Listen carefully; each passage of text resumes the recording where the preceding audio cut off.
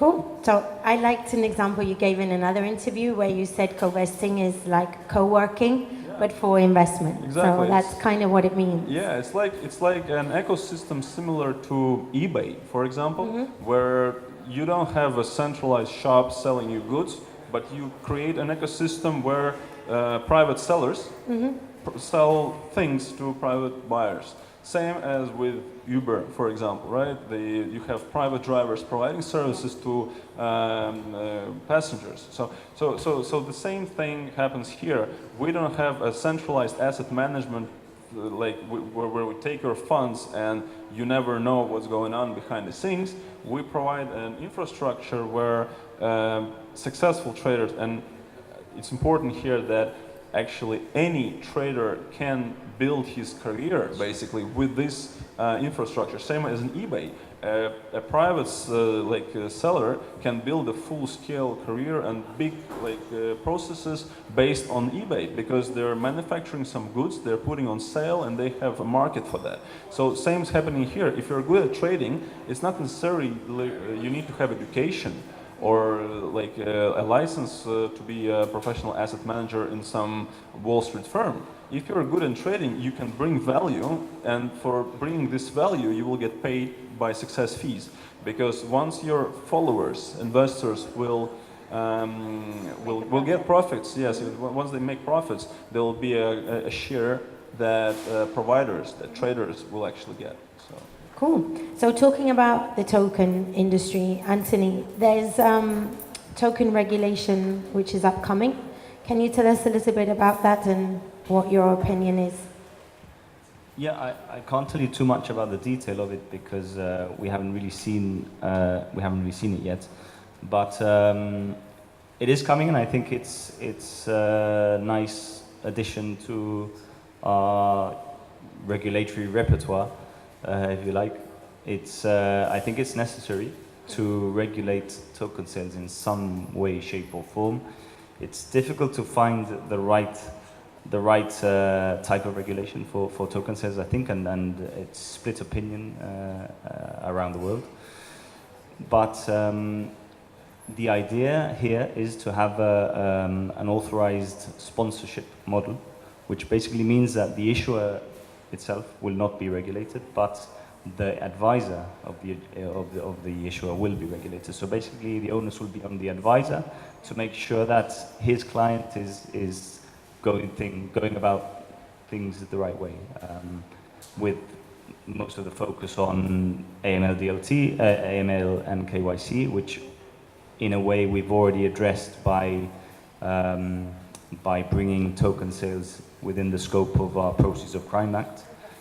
But also the focus will be on making sure that people who are doing a token sale are making sure that they're disclosing all the relevant information to potential participants in the token sale, and not misleading them in any way. So that is obviously crucial to this, and that's something that I'm happy to say that as a firm, Hassans, we've always advised token sale clients in that way, and these new regulations will not sort of change the way we operate. But what it hopefully will give us is more teeth when our clients say, no, we don't want to go down that route. We'll say, well, you have to go down that route, otherwise, the regulator will have something to say about that. So yeah, I think it is necessary. I can't wait to see them implemented as well, because like I said, I think Gibraltar is in a league of their own at the moment. There are many other jurisdictions talking about what their plans are. Some have even sort of moved in a certain direction and have already some sort of regulatory framework in place. But I recently did a jurisdictional comparison, and somebody asked me to prepare an article for one of their publications, and they said, please be fair, don't be biased. And it was hard for me to actually not bang the Gibraltar drum, because the more I looked, the more I realized that really Gibraltar have the more complete offering. And with the token sale regulations, that will only enhance our So offering. I'm going to stay with you because the next question is very relevant. And I wanted to know what do you feel are the benefits of DLT, blockchain and crypto businesses setting up in Gibraltar? The benefits to us or the benefits to the I think to them? Generally speaking, across the board, the benefits for the economy, the benefits for their businesses. Yeah. I mean, obviously, the benefits for Gibraltar are obvious. More people here means it enhances our economy, more work for people who are, more opportunities for people who are in university and don't know what to do, or people who are a little bit bored with whatever they started doing and are looking for a change in their new challenge in their lives. Office spaces are in demand now because of this. Compliance officers are in demand like I've never seen before in my life. GDPR. But generally, across the board, there's people looking for good professionals, whether it's in the finance world, in the regulatory, compliance, whatever. So yeah, the benefits for Gibraltar are clear to see. The benefits for potential applicants, there are many benefits. For example, regulation. That's for me the biggest benefit. The biggest benefit is to have a proper regulatory framework in place that actually does regulate your business specifically. So we're not trying to sort of fit square pegs in round holes here. We're trying to create a bespoke regulation that services you and your businesses, specifically. So, with the principles-based approach, which basically is flexible, allows Gibraltar to pivot if they need to. But yeah, the regulatory certainty is something that's huge for me. That's the first thing that clients are looking for. Tax benefits of Gibraltar have been well documented over the years, and we're tax-friendly jurisdiction.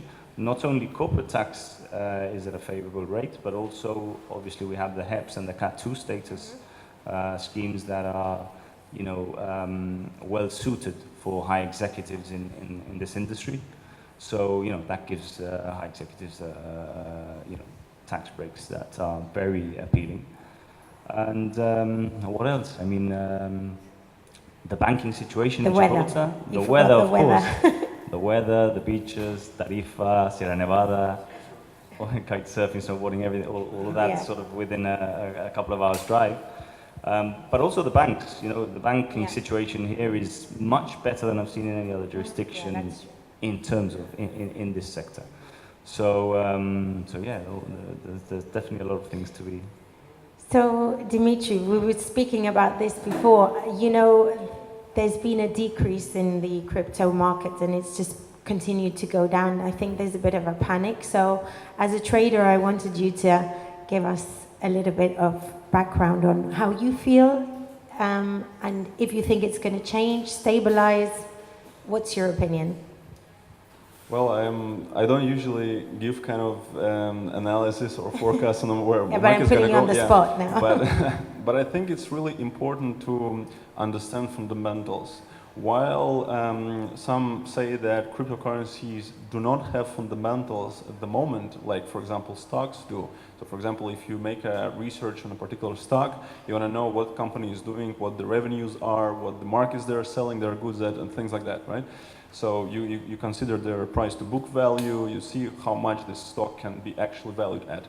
And it's very difficult to estimate the cryptocurrencies value. And at the moment, most of them are trending in tandem with the Bitcoin. So Bitcoin is like a front runner for most of the cryptocurrencies. And speaking about what can drive and where potentially Bitcoin can go in terms of the price, it's important to understand fundamentals and what's actually driving the price up or down. I'm personally bullish on Bitcoin. I would not be in this business if I would not be bullish, right? And I just wanted to go through how I see and how I try to estimate the fair value of a cryptocurrency or a Bitcoin. So first thing is the level of demand. because supply of a Bitcoin is limited. So in every equation, when you determine the price of something, it's always a supply and demand. So while having a fixed supply of a little bit over 7 million, demand is something which what we have to look at. So what drives demand? It's a mass adoption. So speaking about whether we are already at levels where we have this mass adoption around the world, I think not yet. And actually it would be interesting to see, can you please raise hands who already at least once bought a cryptocurrency or who has a portfolio of cryptocurrencies? A lot of you. Yeah, it's good because I think it's first of all because of Gibraltar is having this and we have a specific target audience here now, so yeah, most of you guys know what cryptocurrencies are. But speaking about overall situation in the world, I think a lot still didn't enter this market, and most importantly is that Wall Street is lagging behind. So when we, for example, discuss situation with IPOs, usually investment banks, family offices, hedge fund firms, they buying the initial rounds of the stock offerings, and then it goes to the IPO, and then general public can go and purchase the stocks. And most of the large firms, they actually dump right after the IPO. And situation with cryptocurrencies is a little bit different because now we have a public being front runners in the situation because Wall Street firms, they cannot enter the market properly due to the lack of regulations. And we have only like few countries, like Gibraltar started this, we have Malta a little bit trying to do something with the DLT, and there is no proper like regulation in many countries yet. So it's still to come. And without regulation, neither banks or hedge funds or family offices cannot properly enter this market. Okay. So this is very important thing is because once we have everything in place for so-called smart money to enter the market, it's gonna drive demand quite fairly, right? And another thing is just a little bit expanded on topic in terms of what drives the price. Is that also determining the value, the fair value of a Bitcoin, for example. If we look about, if we talk about value storage, how you store value and where actually currently the whole world stores its value, it's either gold, property, collectibles, and things like that. So the total, this amount of assets stored in something like gold, again, art and collectibles is roughly 280 trillion at the moment. Okay. So even if we think that 1% can be transferred into the Bitcoin, which is actually much better than gold, so to say, because it's not only scarce, it's limited, and it's more durable, it's easier to transfer and things like that. So it has a lot of advantages over the gold if we just go and compare those two. So if we think that there will be a good infrastructure in order to go and purchase and store your assets in digital currencies in a legit way, that I think would change the picture completely. Okay. Yeah. So let's stay with that a little bit. You've talked us through a successful token launch. I wanted to know, how would you advise new entrepreneurs? Because Covesting has obviously done well. You started the company yourself. So could you tell people a little bit more about that process and how you've become successful in what you do? I think it's very important to have passion about what you're doing. And when we started the company, when we started our ICO, it was only 3 people. And I was covering things like posting in social media or replying to Telegram chats almost 24/7 and staying close to the community, staying close with the people who contribute in your token sale, they ask questions and things like that. I was always there, and it was really important for me because this was the original feedback about what is going on, what people actually want to see, and even that we don't have many, we have roughly 10,000 people in our community, and this is the initial voice of everything that you either going to be successful or not. So listening to that is really important. If they say that, look, we want to have this feature, and a lot of them say, yes, we're traders, we want to see this feature, we want to have, let's say, stop losses integrated in the order book. It means that if you have 50 people saying that, it means that others will be also interested in that feature. So it's very important, I think, to be very adaptive and not only sticking to what you think is perfect. And one thing that I had to kind of go through is that I understood that kind of a perfect or a good product is not necessarily how I see it. Yeah. You have to be very kind of flexible in terms of maybe changing few things, maybe leaving something behind that you thought of was a very, very cool feature. It may not be, you know.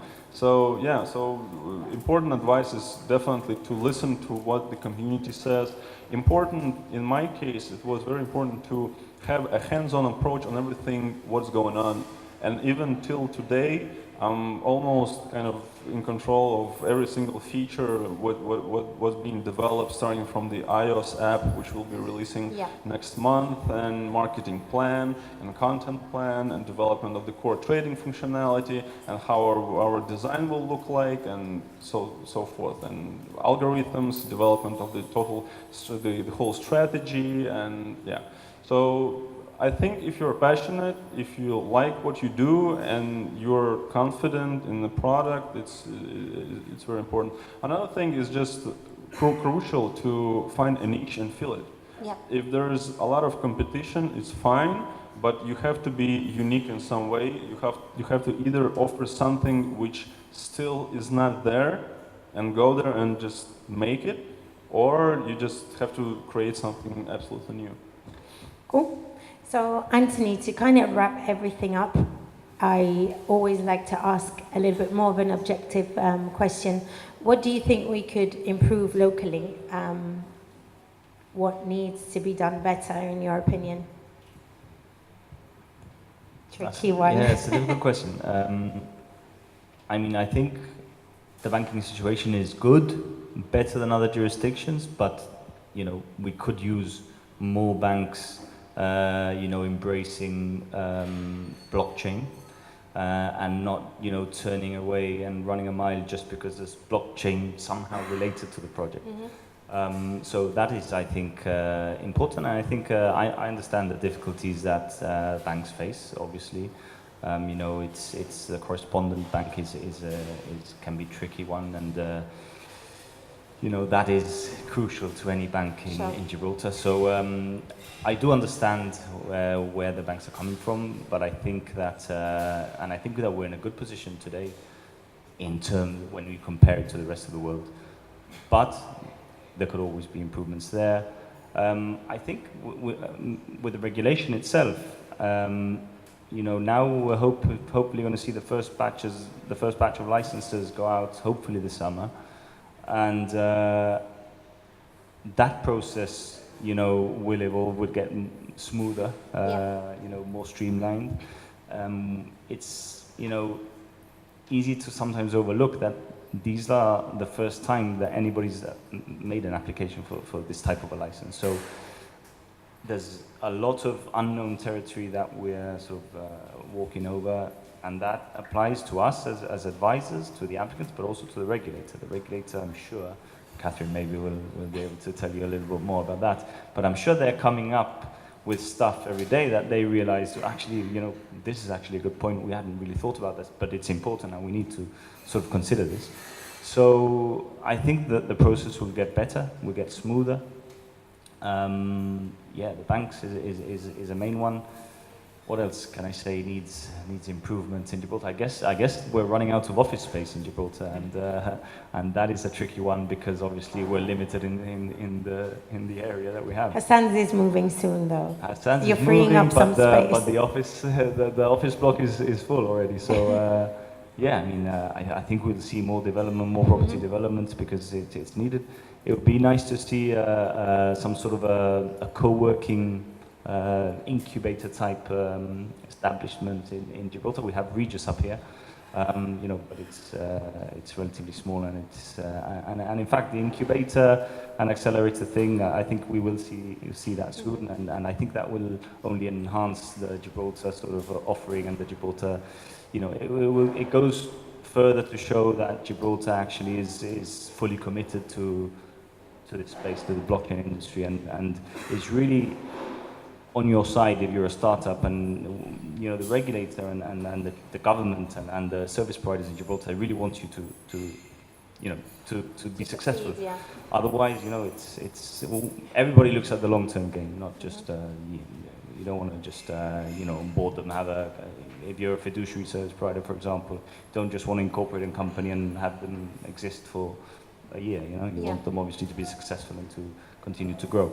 So I think we're all sort of rooting in the same direction here, and I think it's refreshing to see as well the whole professional industry, for once, I think, helping each other, trying to progress something together. Innovation. So, any questions? Because Anthony, Dmitrij, we have a question. Great. Thanks, Denise. My question is not a regulatory question. It's, what do you think DLT companies can do to attract more women into the industry? You're looking at me, so I guess you want me to... You can both answer. I don't know, it's a tricky one. I don't think there's anything stopping women from getting involved in the space, and in fact I'm seeing more females getting involved in the tech space generally, but not only tech space. I mean, professionally, it's something that's definitely you see more females in the professional industry, whether it's tech or otherwise. Hassans, for example, have recently employed somebody who is in the DLT sphere, doing some work in the DLT space, and she's very good actually, and there's nothing to say women workers would be better or worse than males. I mean, it's a matter of equality. I don't see it as an issue at all, and I don't think there's a problem with it. I just think it's up to females to come forward and say, I'm here, I want to get involved, and prove their worth, because as West Side versus Bayside results tell us every year, women are more intelligent than men. But anyway, that's what I have What's to say. your opinion? Is there anything you could do to encourage more women into the tech workforce? For me, I think it's I mean, if there will be women doing a lot of research on the blockchain, on trading and things like that, I don't mind to have candidates and maybe employees being women. I don't have any problems with that. But somehow it just comes to the point that guys are sitting more in front of their computers, they're keen more to do the market analysis and things like that. However, I don't think that it has some problems with that. In our company, we have 4 girls working, so it's we're absolutely fine with that. And again, more offices, more more places, More space. more space. Yeah. We'll go back to that one. Yeah. Okay. Anybody else want to ask a question? Okay. Well, thank you very much, Anthony. Thank you very much, Dmitrij. I have a few more people to thank. The sponsors, Abacus, Gibraltar Finance, and World Trade Center for hosting these events. Obviously, the attendees and the team with Startup Grind, Carl, who does sound, Margaret, who's the co-director, and Oscar, who's a volunteer here today. Thank you so much. And please have drink, food, and networking. Thank you very much.